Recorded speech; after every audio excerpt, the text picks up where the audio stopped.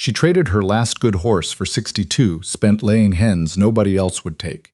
And the man who sold them to her shook his head the whole walk back to his wagon. That was September. By the following spring, Cordelia Fitch was selling eggs to 3 hotel kitchens in Harlan County. And the man with the wagon had stopped shaking his head because he'd heard the same story from enough people that shaking his head about it felt foolish. But that's the end of it. The beginning is harder to look at. Cordelia Fitch was 31 years old when she came back to the Fitch property on the Burnt Creek Road outside Millhaven, Wyoming. She'd been gone 4 years, first to her husband's family's operation in the Eastern Flats. Then, after the marriage went the way it went, to a boarding house in Sheridan where she'd kept books for a hardware merchant and tried not to think about the land she'd left. The property had belonged to her father, then her mother, then both of them in the ground behind the cedar stand by the time Cordelia was 26. She'd sold off most of the equipment to cover the burial costs and the back taxes, and what was left on the water rights note. Then she'd married a man named Fitch because he'd seemed solid, and the farm had seemed like something she couldn't hold alone, and she'd been wrong about both. She came back in late August with a canvas bag, $40 in a tobacco tin, and a debt on the property that the county assessor had put at $310, due the following April. The cabin was still standing. The old chicken house her father had built from salvaged mine timbers was still standing, roof intact, floor swept clean by wind through the gaps in the siding. The well was clear. She pumped it 3 times to be sure. That first night she sat on the porch steps and did the math she'd already done a dozen times on the road coming in. $40. $310 due in 7 months. A cabin with no animals, no equipment, no seed, no stock. 22 acres of good bottom ground that hadn't been worked in 2 seasons. The grass had come back thick on the lower field, which was something. The vegetable beds her mother had kept along the south wall of the cabin were overgrown, but the soil underneath would still be what it was. That was also something. What she had, she decided, was the property itself and the time between now and April. That was what she had to work with. She slept well that night, which surprised her. She'd expected the silence to be the hard kind. It wasn't. It was just quiet. She spent the first week making the cabin livable, and the second week walking every foot of the property the way she'd walked it as a child, looking at it the way her father had taught her to look at land, not for what it was, but for what it could carry. The bottom field was her father's pride, but bottom fields required equipment and seed, and a season's lead time she didn't have. The cedar stand had good timber, but she wasn't a mill operation. The chicken house sat on a corner of the south yard, with eastern exposure and natural windbreak from the property fence. Her father had kept 60 hens in it once. It had been built for 60. She'd grown up in that chicken house, essentially, collecting eggs before school, cleaning waterers in the cold, learning which birds were laying and which were coasting by the feel of their keel bones. Her father had sold to the Millhaven Mercantile and to a boarding house on the east end of town that had since become the Harlan Hotel. He'd kept precise records in a green ledger she'd found in the cabin's back room, still dry, still legible. She read through it one evening in the yellow lamplight. Per dozen prices from 12 years back, volume, customer notes, which weeks the production dropped and why. She read the ledger twice. Then she went to bed and thought about it until she slept. The auction at Whitfield's yard ran on the last Saturday of every month.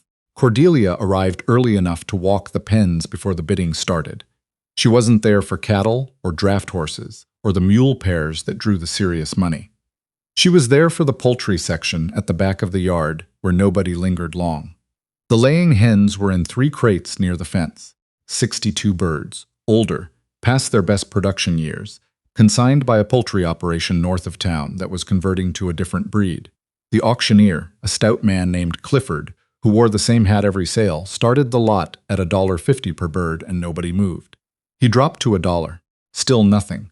A man near the fence said something to the man beside him, and they both laughed. Cordelia raised her hand. 50 cents a bird. The yard went quiet the way small places go quiet when something happens that doesn't fit anyone's expectations. Clifford looked at her carefully. He had the professional skepticism of a man who'd taken bids from people who couldn't back them up. You understand that's $31 for the lot. I know what 62 times 50 is, Cordelia said. Someone near the fence said, loudly enough to be heard, that she'd do better buying the crates than the birds in them. Laughter, not vicious, just the easy laughter of people who'd already made their assessment and found it amusing. Clifford brought the gavel down. The man whose hens they were, a broad-shouldered operator named Ashby, who ran 200 birds in a modern wire setup north of the county road, came to find her while she was settling the paperwork. "Those are spent birds," he said. He wasn't being cruel. He had the matter-of-fact tone of a man delivering a veterinary opinion. "I know what they are," Cordelia said. He looked at her with the expression men sometimes wore around her since the marriage, a kind of careful concern that she didn't find offensive exactly, but that she was very tired of. He nodded slowly and went back to his wagon. She'd borrowed $31 from the only person in Millhaven she trusted enough to ask, a woman named Bet Sundquist, who ran the county post office and had known Cordelia's mother for 30 years. The loan came with no paper and a repayment of $40 by March, which Bet had named without apology and which Cordelia had accepted without hesitation. The interest was fair for the risk. She knew the risk. That left her with $9 and change. She'd calculated this carefully. She needed feed, lime for the house floor, new wire for 2 sections of fence the birds would need secured. $9 would cover it if she was careful. Getting 62 hens into the Fitch chicken house took most of an afternoon. The birds were not cooperative. They were not panicked, either. They had the settled stubbornness of older animals who've been moved too many times and decided the whole enterprise was beneath their concern. 3 got through a gap in the loading crate and had to be retrieved from under Clifford's fence rail. Cordelia retrieved them. It was not elegant. By late afternoon, the hens were inside the chicken house, and Cordelia was sitting on the fence rail, eating the last of the bread she'd packed that morning, watching them settle into their new space. They moved through it the way experienced birds do, testing the perches, investigating the corners, establishing without visible conflict which bird intended to occupy which territory. She could hear, even from here, the faint sound of a wagon on the Burnt Creek Road. Someone had seen her at the auction. Word moved fast in a small county. By tomorrow, she figured, the story would have what stories needed to travel well: a number, a punchline, a woman doing something the math didn't support. She wasn't bothered by it. She'd been the subject of various stories in Millhaven, the girl who left and came back, the wife who came back without the husband. She'd outlasted those stories by simply being there. She expected to outlast this one the same way. What she was thinking about now was the birds themselves. The problem everyone saw with spent-laying hens was simple: old birds lay less. That was true. An 18-month hen laid at her best rate. A 3-year hen laid at perhaps 60% of that, sometimes less. In a commercial operation, the math was straightforward. Replace them at 18 months, get full production, sell the spent birds for whatever the processing house would pay. That was the industry logic, and it was correct. Cordelia did not intend to run a commercial operation.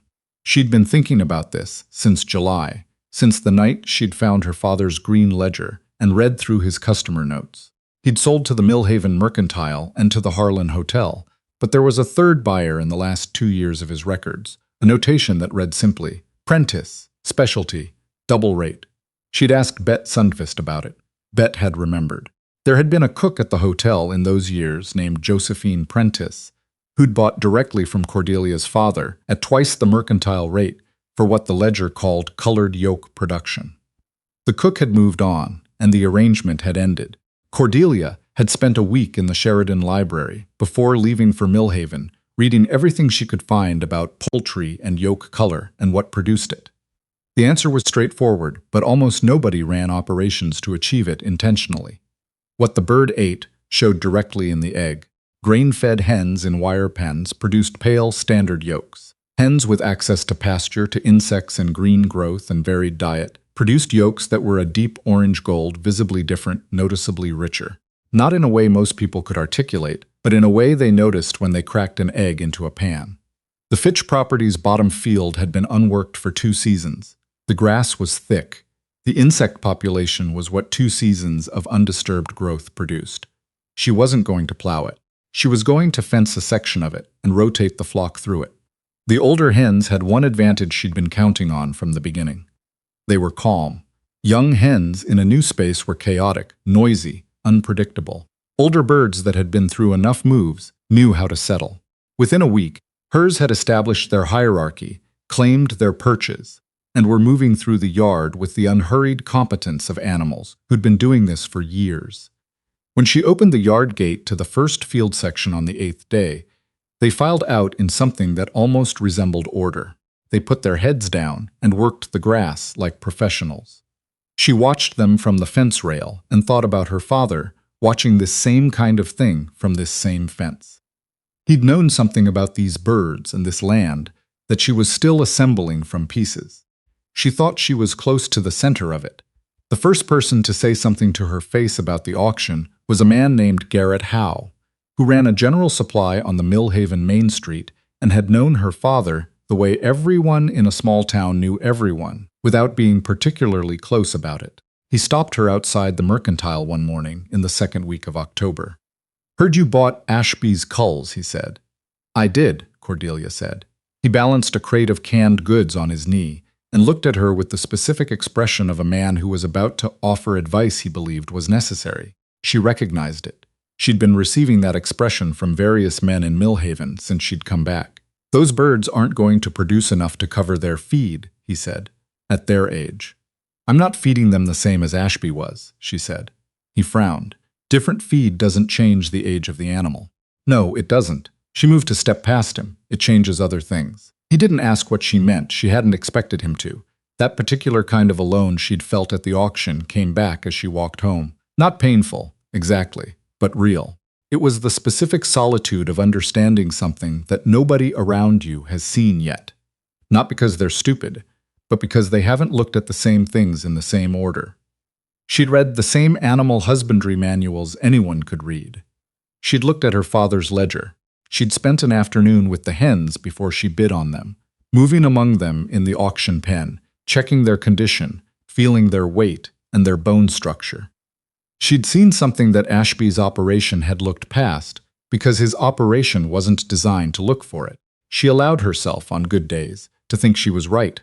The field rotation system required more fence work than she'd initially planned. She divided the bottom acre into 3 sections and built the connecting gates herself, working on weekends and the evenings after the daily feeding was done. She'd bought a used post hole digger from the implement sale in October, and she used it until her shoulders ached, and she used it again the next morning. The wire she stretched tight and true the way her father had taught her. He'd been particular about fence. Loose wiser, he said, was an argument waiting to happen. She worked through November in that rhythm. Birds, fence, winter preparation. The bottom field sections she was rotating the flock through were going bare in patches now, the insects gone with the cold, but she'd anticipated that. She'd bought a bulk sack of flaxseed at the Millhaven mill in September, more than she'd needed for the season, because what flaxseed did to yolk color was documented in 2 of the library texts she'd read. She mixed it into the grain ration in a proportion she'd worked out and started feeding it in early November. The results wouldn't show immediately. That wasn't how it worked. The change was slow, cumulative, the way most meaningful things were. She checked the yolks daily. She cracked 1 egg from the morning collection and compared it against the memory of what she was looking for. The color changed slowly through November, deepening from the pale yellow of a standard commercial bird toward something with more orange in it. Not there yet, but moving. The Millhaven winter came in serious in the first week of December. 3 days of hard snow that kept the road impassable and drove the flock inside entirely.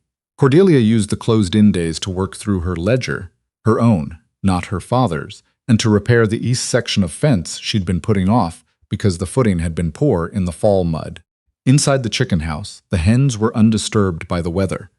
They had that advantage too, the older birds. They didn't spook at wind. They sat on their perches in the dim interior and waited out the storm with the composure of creatures that had survived enough winters to understand that storms end. She fed them twice a day during the confinement, added a little cracked corn to the ration for warmth, and checked the waterers morning and evening to keep them from freezing. It was work she could do in her sleep. She had done it in her sleep, essentially, when she was 11 years old, and her father had trusted her to open the house before school. The hard part of December was not the cold and not the work. The hard part was the nights. She didn't say this to anyone. Bet Sundqvist came up the road once in mid-December with a jar of pickled vegetables and stayed for an hour of conversation that Cordelia was grateful for in a way she didn't know how to express without it sounding worse than it was. Bet was the kind of woman who didn't require you to explain yourself, which was its own form of generosity. She looked around the cabin with sharp, quiet eyes and didn't say anything about what she saw or didn't see, and Cordelia respected her for it. They talked about the birds. Bet asked specific questions about the feed program, which told Cordelia that she'd either been thinking about it or asking around about it, because they weren't questions that came naturally to someone who hadn't been wondering. How long until you see the real change in production? What are you doing for winter supplementation? Is the old house holding heat well enough? Cordelia answered them honestly. She showed Bet the eggs she'd collected that week. Bet cracked one into a saucer, looked at the yolk, and was quiet for a moment. "That's not what Ashby's eggs look like," she said. "No," Cordelia said. "It isn't." Bet looked at her with an expression Cordelia couldn't read completely. "How much are you planning to charge for them?" Cordelia told her the number she'd been thinking about. It was more than the mercantile rate, considerably more. Bet was quiet again. Then she said, "The Harlan Hotel has a new cook. She came up from Denver 4 months ago. She's been complaining at the mercantile counter that she can't get the quality she wants from the local suppliers." Cordelia looked at her. "You know her?" "I receive her mail," Bet said, with the mild dignity of someone who considered knowing everyone's business to be a professional function rather than a personal curiosity. That night, Cordelia sat at the kitchen table with a fresh page in her ledger and did the numbers again, but with a different price at the top. The difference was significant. It changed what April looked like from a problem into something more like a plan. She went to the Harlan Hotel on a Tuesday morning in the last week of December. The hotel occupied the large white building on the corner of Millhaven's main and secondary streets, with a dining room that served both residents and railroad men passing through.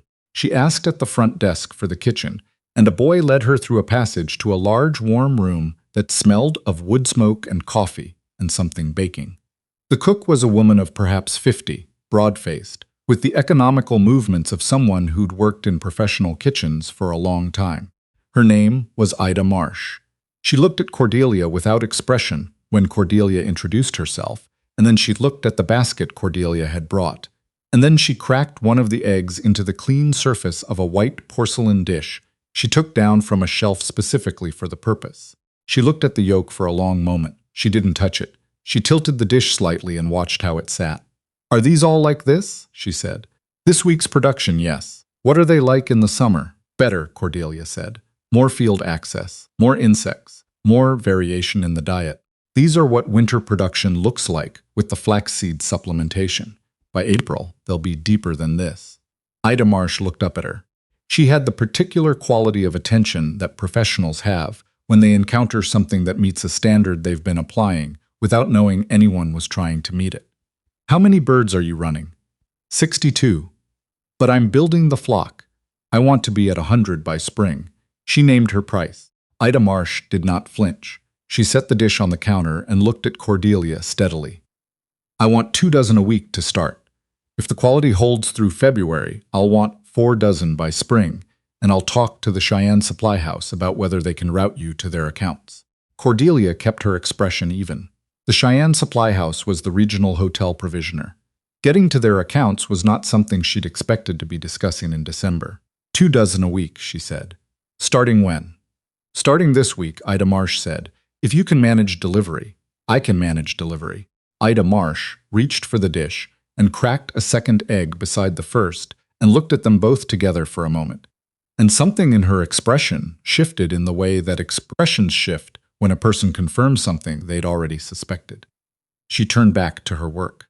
Cordelia walked back through the hotel passage and out the front door into the December cold, and she stood on the sidewalk for a moment before she started home. She didn't allow herself to feel the full weight of it yet. There was too much still to do, and feeling it fully had a way of loosening the attention she needed to keep tight. She went home and wrote the arrangement in her ledger, and then sat for a long time looking at the numbers. January moved the way Januaries did in the high country, slowly, and with the particular indifference of a season that has no interest in being hurried. The hotel delivery happened every Tuesday morning.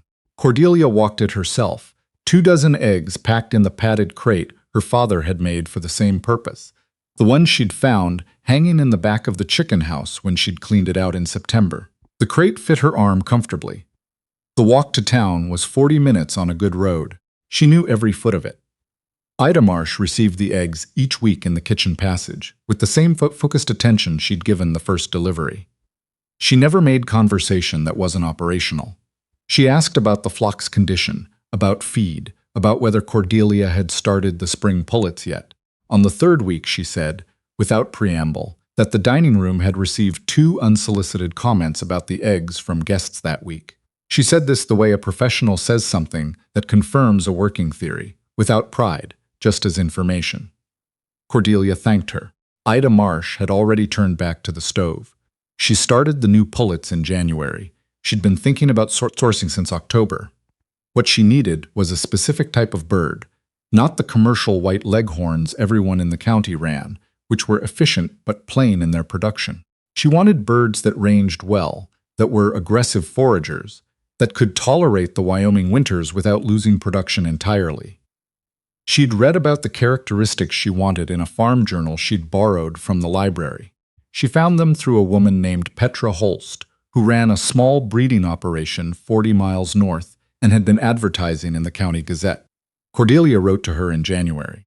The correspondence went back and forth twice before they settled on a price for 20 started pullets, point of lay, right breed, right condition, delivery in March.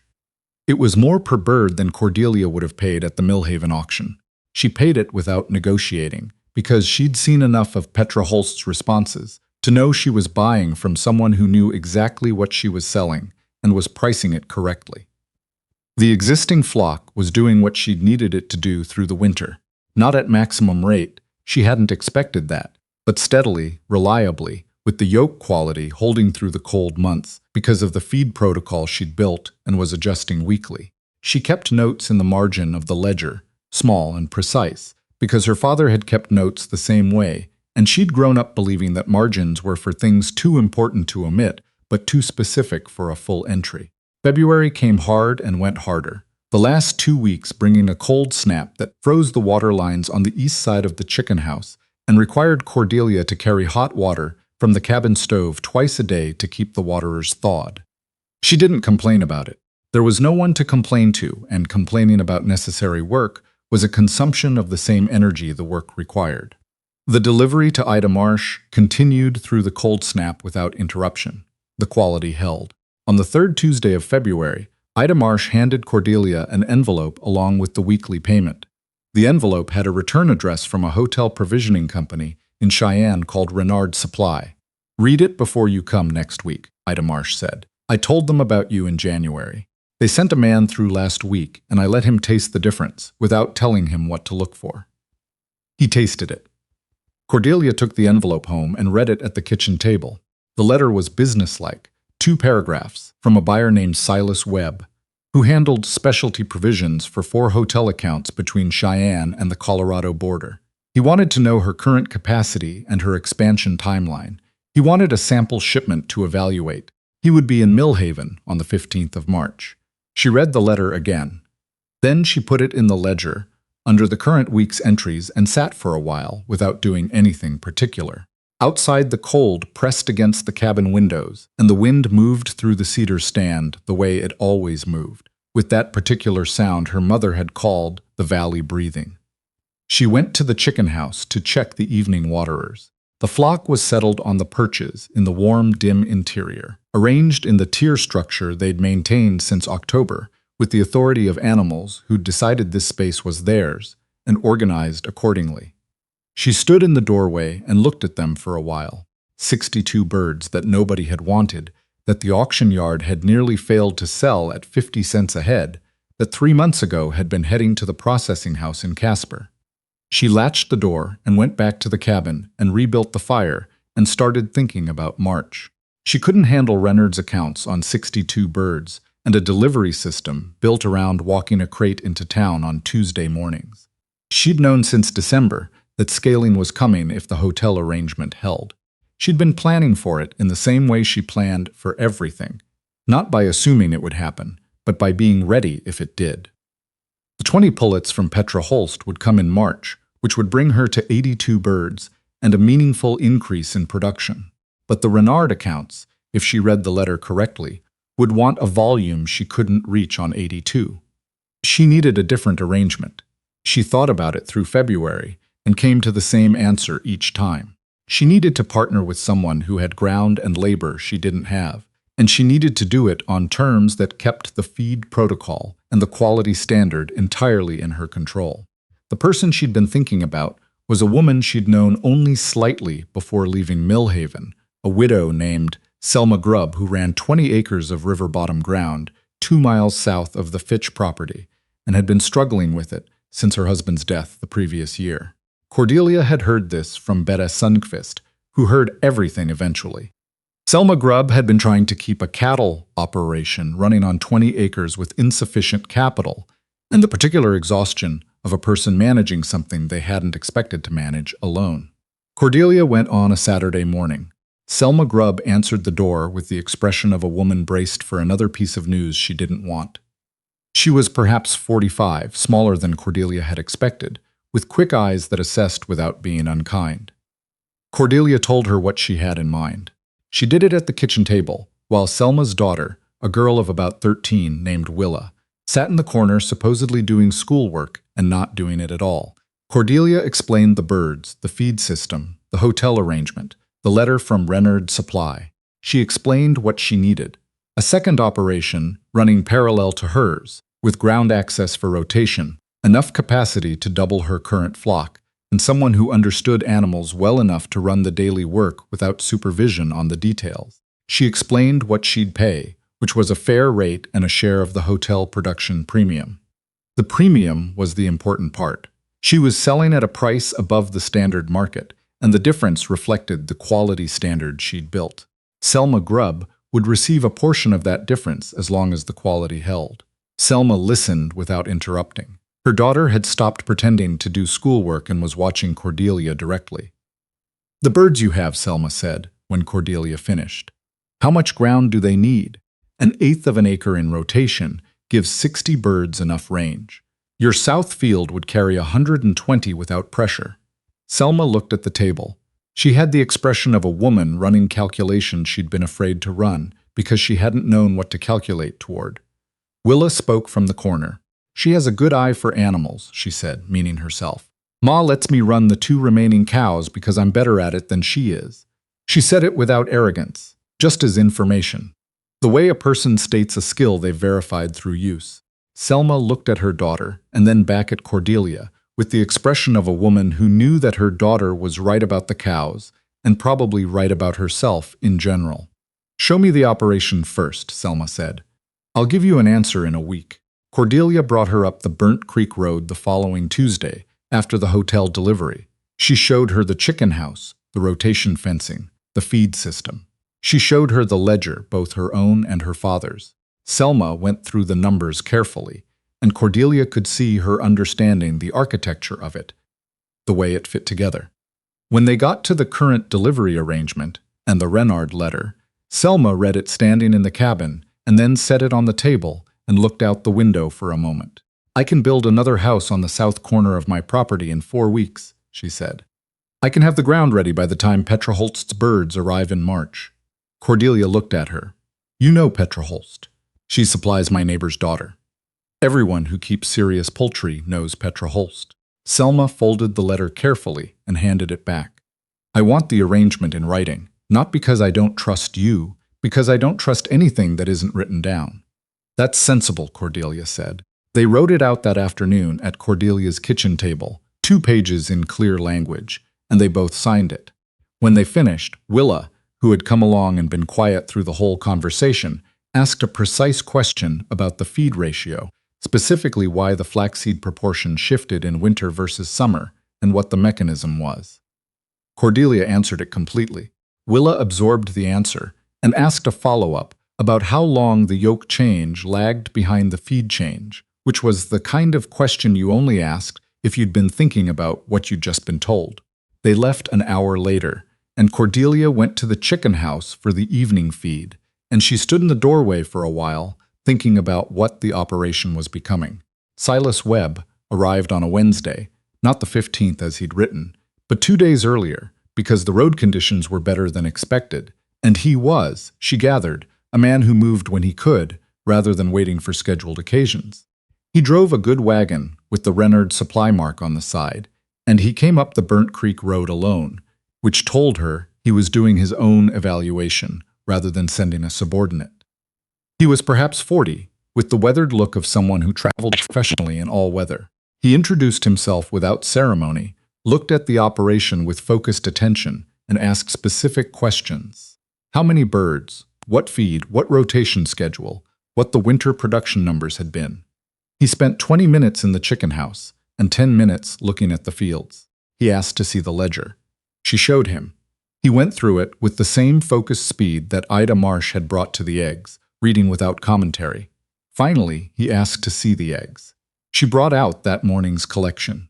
He picked up 3, held them to the window light the way experienced buyers held things, and then asked her to crack one. She cracked it into a clean dish. He looked at the yolk for a long moment. Ida Marsh said, "The dining room guests noticed without being told what to look for," he said. "That's unusual. Most people can't articulate food quality. They just know they're not getting it when it's missing." Cordelia waited. "I provisioned the Territorial Grand in Cheyenne," he said. "Their kitchen manager has been looking for a consistent egg supplier for 8 months. They had a supplier in Kansas who couldn't maintain quality through the winter, and they've been working through the alternatives since February." He put the dish down. "I want to send her a sample this week before I commit to a volume order. If she responds the way I expect, I'll be back within 2 weeks." "What volume are you talking about?" Cordelia said. He told her. It was 6 dozen a week to start, scaling to 10 dozen by June. At the price she'd been getting from the Harlan Hotel, that number was significant. At a premium rate for the Territorial Grand, it was more than significant. "I can meet 5 dozen a week by April," she said. 10 by June requires the expansion to be fully running. "It will be," he nodded. He wasn't a man who made conversation that wasn't about what he was there for.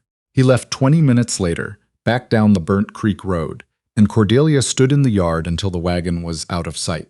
Then she went inside and sat down, not because she needed to rest, but because she needed a minute to be still before the next thing started. The sample went out with Selma Grubb's son, who ran a wagon to Cheyenne twice a week for hire. The answer came back in 11 days, a letter from the Territorial Grand's kitchen manager, a woman named Adeline Cross, written with the economy of someone who had many suppliers and dealt with most of them in the register of competent indifference. The letter had 2 paragraphs. The first described the sample. The second committed to a regular allocation starting in April at a price that Cordelia read twice to make sure she'd read it correctly. She had. She went to find Selma Grubb. Selma was at the fence, watching Willa move the temporary flock she'd been boarding through the south pasture. The new chicken house was framed and half-sided. Willa moved the birds with an ease that was, as she'd said, better than her mother's. She didn't chase. She redirected. She understood something about how animals moved in a group that most people spent years learning. Cordelia handed Selma the letter. Selma read it standing at the fence, then handed it back without speaking. Her face was the careful face of a woman who'd learned not to show relief in case it was followed quickly by something that erased it. "Can we meet this by June?" Selma said. "If nothing goes wrong and the Holst birds come healthy, yes." Cordelia paused. "Something will probably go wrong. Then we deal with it." Selma looked at the letter one more time, and then at the chicken house frame rising against the February sky. "My husband would have said this was impossible." Cordelia looked at the half-sided frame. He might have been right, depending on the circumstances. "He'd have been wrong about the circumstances," Selma said quietly, and went back to watching her daughter work. The Holst pullets arrived the second week of March. Petra Holst brought them herself, which Cordelia hadn't expected. She drove a covered wagon the 40 miles from her operation north of the county line, arriving late in the afternoon with 20 birds in excellent condition and an opinion on every aspect of Cordelia's setup that she offered without being asked. And that was, Cordelia admitted, almost entirely correct. She walked the rotation fields. She looked at the feed proportions. She stood in the chicken house for 10 minutes saying nothing. Then she said, "You've got the feed right, but your east section needs another 10 feet of run for this density. You'll see crowding stress by May if you don't extend it." Cordelia made a note. You could have written that. I wanted to see it myself. Petra Holst was perhaps 60, with the kind of authority that comes from having been right about something professionally for a long time. She didn't perform her knowledge. She simply had it. I'll come back in June to see how they've settled. Cordelia said that would be welcome. She meant it. The delivery to the Harlan Hotel continued. The arrangement with Renard and the Territorial Grand was formalized with Silas Webb on a Thursday visit. 2 pages of clear terms that they both signed. Webb came himself again, which she was beginning to understand was how he operated for accounts he considered principal. He looked over the expansion progress. The new chicken house now complete on Selma's property, the 20 Holst pullets integrating into the main flock rotation. He said, not for the first time but in a different register, that Adeline Cross at the Territorial Grand had described the eggs to her own guests as something worth mentioning, which was, Webb said, more unusual than it sounded. Most ingredients didn't get mentioned. Cordelia received this as information and went back to her ledger. April came with rain and then sun, and then the particular quality of Wyoming spring that felt like the land finally agreeing to cooperate after a long standoff. The Holst pullets were laying. The expanded rotation was running. Selma's operation was producing at the volume Cordelia needed, with Willa keeping records that were, on inspection, more precise than Cordelia's own. She walked into the Durance County Bank on a Thursday morning in mid-April and paid $310 in cash to a clerk named Dougal, who had a long face and the expression of a man who didn't expect this particular outcome. He counted the bills twice. "Account settled," he said. "I know," Cordelia said. She took the receipt, put it in her coat pocket with her ledger, and went back down the main street toward the hotel for the Tuesday delivery. She was a day early. She didn't feel what she'd expected to feel about the debt being cleared. She'd expected something decisive. What she felt was that one column in the ledger had closed and others had opened, and the morning was still the morning, and the birds still needed to be checked at sunsets. The change in how people spoke to her happened over weeks rather than days. Garrett Howe at the supply stopped offering opinions she hadn't requested. Ashby, the man who'd sold her the spent hens, stopped her outside the mill in May. He'd heard, he said, that she was supplying the Territorial Grand in Cheyenne. She confirmed this. He looked at her with an expression that had moved some distance from the mild concern she remembered. "I'm phasing out another 30 birds from the operation in July," he said. "Similar profile to what you bought." Cordelia considered it. "What are you asking?" He named a price that was more than 50 cents, not unreasonably more. "I'll look at them before July and let you know," she said. "If they're in the condition I need, we can make an arrangement." He nodded, and there was something in the nod that was different from the auction yard, a recalibration, not dramatic, just visible if you were looking. She was looking. The operation ran through the summer on a schedule that left room for neither doubt nor waste. Selma ran the South operation with a precision that Cordelia respected without needing to say she respected it. Willa's morning records were kept in a notebook with a system she'd developed herself, a symbol code for individual bird behavior, faster to read than prose, accurate enough that Cordelia had adopted it in her own notes. The girl was 15 now and moved through both properties with the natural authority of someone who'd stopped learning the work and started knowing it. In late May, Willa flagged a bird in the new cohort that had stopped ranging normally. She noticed it on a Tuesday. The bird was eating well but hanging near the house entrance instead of moving out into the rotation field with the others. Willa's notation was 3 symbols and a number, but Cordelia understood it and went to look. There was a mild foot problem, early stage, the kind of thing that would have gone unnoticed for 2 weeks and turned into a real issue. She treated it. The bird was back in range within the week. She didn't say much to Willa about it, but she thought about it that evening, standing in the Fitch chicken house at the end of the rounds, thinking about what February would have looked like if she'd still been doing this entirely alone. She'd have caught it eventually, probably in time, but probably wasn't the same as certainly, and certainly mattered when you were running to a contract calendar. Silas Webb came through in June for his quarterly visit, and they went through the numbers at the kitchen table. The Territorial Grand had scaled to the full allocation. A second Cheyenne account, a large commercial dining room near the rail depot, had inquired through Adeline Cross and was requesting an allocation starting in August.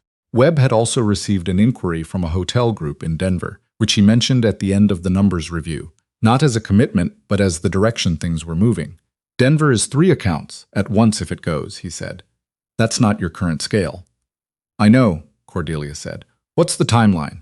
He named one. She thought about the Ashby birds coming in July, about Petra Holst's assessment of the expanded field in June, about the rotation schedule Willa had been building into her forward ledger as a matter of habit. I can meet 2 of the 3 Denver accounts by October, she said. The 3rd by January. Webb looked at her over the table. You've mapped this out already. I map it out when I can't sleep, Cordelia said. Which is often. Something in his expression changed in the way that professional expressions change when a person confirms what they'd already concluded. He closed his ledger. You should know that Adeline Cross asked me last month who was running your operation. She asked because she assumed at this scale there was a team or a backer. What did you tell her? The truth. He stood and picked up his case. She said that explained the consistency. She said operations run by one person either fail fast or run very clean, and yours was running very clean. He left, and Cordelia sat at the table for a while, with both ledgers open in front of her. She thought about the auction yard in September. 62 birds nobody wanted at 50 cents a head. The laughter that had followed her out to the road. The man with the wagon shaking his head. She didn't feel triumph about it. What she felt was something more like accuracy. The math had been there from the beginning, available to anyone who'd looked at the same things she'd looked at. The birds, the ground, the hotel records, conversation with Bet Sundqvist about a cook named Josephine Prentice, who'd once paid double rates for orange yolk eggs. She'd assembled the pieces in the right order, and she'd been willing to wait for the result. That wasn't a remarkable thing to have done. It was just a thing most people hadn't done. She closed both ledgers and went to check the evening waterers, because the birds didn't care what Silas Webb had said, and they needed water on a schedule regardless. October brought the first frost early, which the birds handled without incident, because older birds knew how to handle frost. The expanded flock, now 114 between both properties, had settled into the rotation system with the steadiness of animals that had been given consistent care over a long enough period that the care had become the environment they expected. They ranged in the morning. They came in when the temperature dropped. They laid at a rate that was not a young bird's rate, but was something more reliable than that, the rate of animals that had been fed correctly, given space correctly, and handled without rushing. Cordelia made a practice in October of climbing the hill behind the Fitch property on clear evenings to look at the operation from above. Not for any practical reason, just to see the shape of it from a distance, the way you can't see something clearly when you're inside it. The 2 chicken houses were visible from the hill, one on the Fitch corner and one on Selma's south lot. The rotation fields were sectioned and gated, the pattern visible even from 200 feet up. The road between the properties was worn now, a real track from consistent use. She thought about her father building the original chicken house board by board, fitting the perches at the height he thought was right, cleaning the mortar between the foundation stones with the particular care he brought to things he intended to outlast him. He'd known something about what this property could carry. He'd been right about it. He'd never fully worked it out, and then he'd died, and then she'd left, and the property had sat. She hadn't let it sit. She'd come back to it with $40 and a debt, and the particular stubbornness of a person who has already lost most of what she loved, and has decided, quietly and without performance, that she is not going to lose what's left. She hadn't planned for success exactly. She'd planned for the work, step by step, the way her father had built fence, and her mother had kept the garden beds, in the understanding that what you do consistently and carefully is what survives. The survival had required Bet Sundqvist's loan and Selma Grubb's ground, and Willa's eyes and Petra Holst's birds and Ida Marsh cracking an egg into a white dish and looking at it with professional attention. It had required more people than she'd expected. That had been the surprise of it. Not the difficulty, which she'd anticipated, but the way the right people had appeared at the right moments when she'd finally been willing to ask or to accept what was being offered. She came back down the hill as the sun went behind the western ridge, and the air went cold in the way October air goes cold in the high country, all at once and without transition. She stopped at the Fitch chicken house and went inside and did the evening check moving through the settled birds in the warm, dim interior, counting the perches the way she'd counted them since she was 11 years old. 62, she thought. And then she thought about 62 birds at 50 cents a head and the laughter in the auction yard. She latched the house and went to the cabin and rebuilt the fire and sat down at the kitchen table with both ledgers open. She had deliveries to schedule, a note to write to Silas Webb about the Denver timeline, and the Ashby birds coming the following week that she needed to build into the rotation calendar.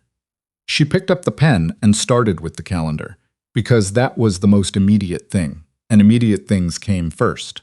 Outside, the frost was settling over the Burnt Creek Road and the cedar stand and the rotation fields and the roof of the old chicken house her father had built from salvaged mine timber when she was a child, built carefully, built to last, built for a purpose he'd known imperfectly and passed on imperfectly to a daughter who had taken what he left and made it into something neither of them could have fully planned. She kept working. There was more to do, and it was hers to do, and the night was long and quiet and exactly what she needed it to be.